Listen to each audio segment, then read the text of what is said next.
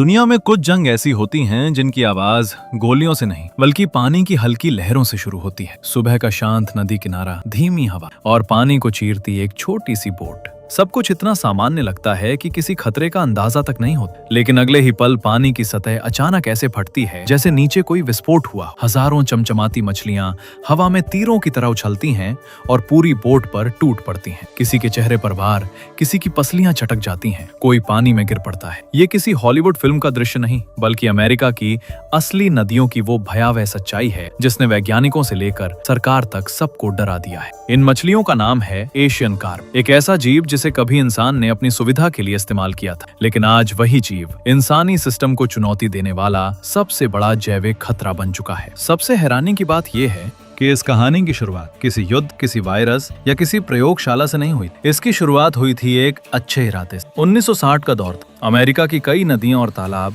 तेजी से प्रदूषित हो रहे थे। पानी में एल्गी यानी जहरीली काई फैल रही जो ऑक्सीजन खत्म कर रही थी और स्थानीय मछलियों को मार रही। वैज्ञानिकों और अधिकारियों ने सोचा कि क्यों न प्रकृति का इस्तेमाल करके प्रकृति की समस्या हल की जाए। तभी चीन से लाई गई एशियन कार्प को समाधान माना गया। ये मछली बहुत तेजी से काई और छोटे जीव खाती थी। मछलियां अपने सीमित तालाबों से बाहर निकल गईं तो क्या होगा, क्योंकि प्रकृति कभी किसी की कैद में ज्यादा देर तक नहीं रहती। फिर आया साल 1993। अमेरिका के इतिहास की सबसे भयानक बाढ़ों में से मिसिसिपी रिवर बेसिन में पानी इतना बढ़ा कि हजारों किलोमीटर तक सब कुछ डूब गया। खेत, सड़कें, घर और वो रिसर्च फार्म्स भी जहां एशियन कार्प को रखा गया था। बाढ़ का पानी उन दीवारों को तोड़ चुका था जिनके पीछे इन मछलियों को बंद किया गया। लाखों की संख्या में एशियन कार्प खुली नदियों में फैल गए और यहीं से शुरू हुआ वो बायोलॉजिकल हॉरर जिसे आज पूरी दुनिया देख रही। मिसिसिपी नदी उनके लिए किसी स्वर्ग से कम नहीं थी। विशाल पानी, भरपूर खाना और सबसे बड़ी बात, कोई प्राकृतिक शिकारी नहीं।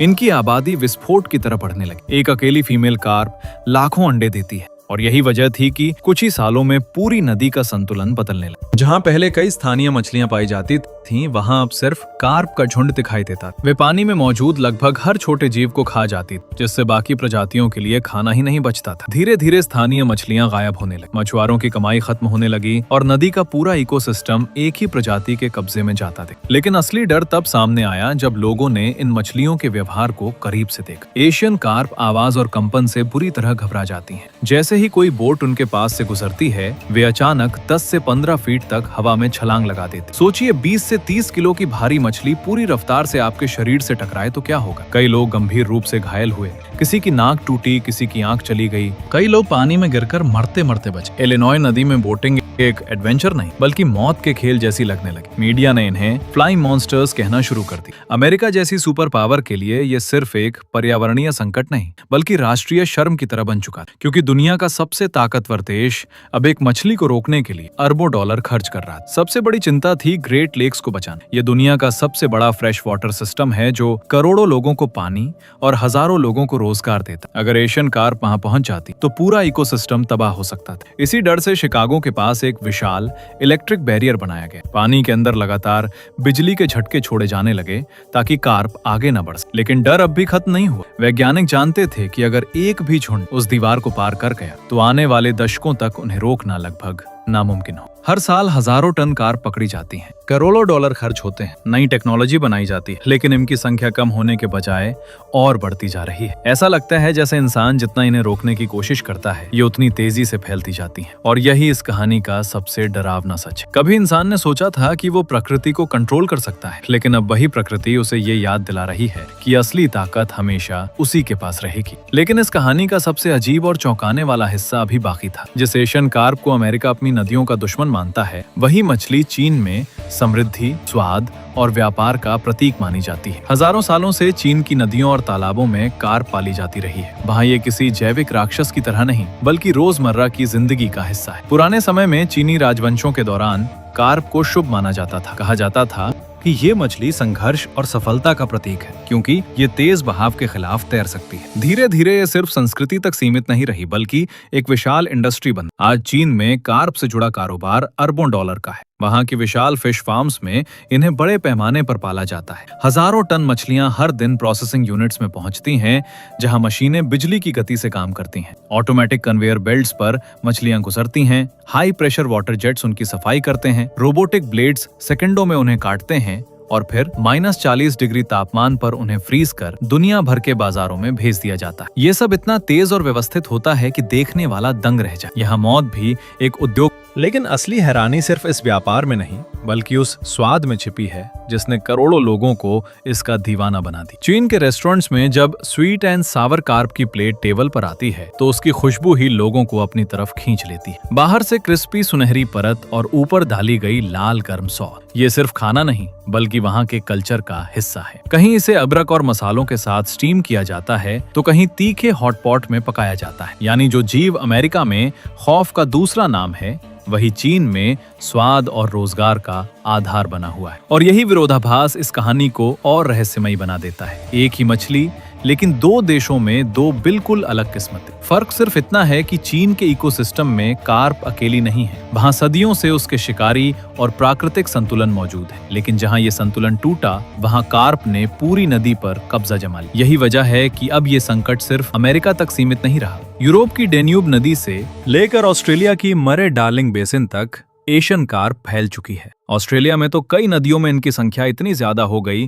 कि स्थानीय मछलियां लगभग खत्म होने लगी। ये नदी की तलहटी को लगातार हिलाती रहती, जिससे पानी गंदा हो जाता है, धूप नीचे तक नहीं पहुंचती और बाकी जलीय जीवन दम घुटने से मरने लगता है। वैज्ञानिक इसे इकोलॉजिकल टेकओवर कहते हैं, यानी ऐसा कब्जा जिसमें एक ही प्रजाति पूरे सिस्टम को अपने हिसाब से बदल देती है। अब दुनिया के कई देशों को यह समझ आने लगा है कि इंसान जब प्रकृति के साथ बिना पूरी समझ के छेड़छाड़ करता है तो उसका असर सीमाओं के अंदर नहीं रुकता। एक गलती पूरी धरती की नदियों को बदल सकती है। और शायद सबसे बड़ा सवाल यही है कि अगर कल यही खतरा उन देशों तक पहुंच गया जिनकी नदियां करोड़ों लोगों की जिंदगी का आधार हैं, तो फिर क्या हो। अब जरा एक पल के लिए भारत की तरफ सोचिए। हिमालय से निकलती नदियां, गंगा, ब्रह्मपुत्र, नर्मदा, गोदावरी और देश की सैकड़ों छोटी बड़ी जलधारा, ये सिर्फ पानी की धाराएं नहीं बल्कि करोड़ों लोगों की जिंदगी, खेती, रोजगार और संस्कृति की धड़कन है। हमारी नदियों में हजारों तरह की मछलियां और जलीय जीव पाए जाते हैं जिन पर लाखों मछुआरों का भविष्य टिका हुआ है। लेकिन खतरा तब पैदा होता है जब इंसान फायदे के लिए विदेशी प्रजातियों को बिना पूरी तैयारी के